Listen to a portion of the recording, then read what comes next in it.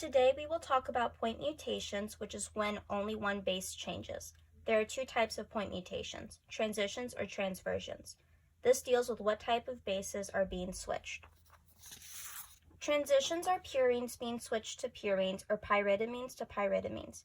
Remember that purines are adenine and guanine and pyridamines are thymine and cytosine. Transversions are purines to pyridamines or pyridamines to purines. Now that we are more familiar with mutations, let's look at the different effects of a point mutation at the protein level. There are four: missense or nonsynonymous, nonsense, silent or synonymous, and readthrough. To demonstrate each of these types of point mutations, we will use this coding DNA strand as an example. Notice that this is the coding DNA strand and we need it to be mRNA because the codons can only be read and matched to the correct amino acids in the mRNA strand. So we're going to take that strand and translate it by replacing the thymines with uracil, which is only found in mRNA. The first mutation is missense or nonsynonymous. This is a change in the base that changes the overall amino acid. This can cause the protein function to change or make it non-functional.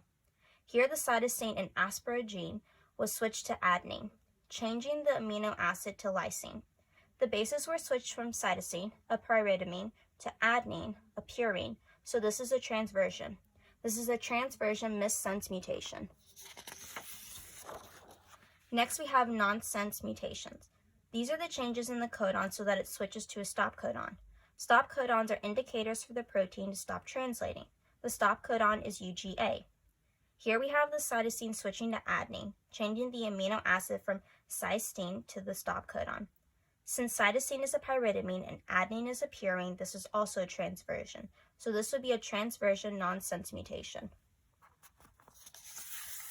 Next we have a silent or synonymous mutation.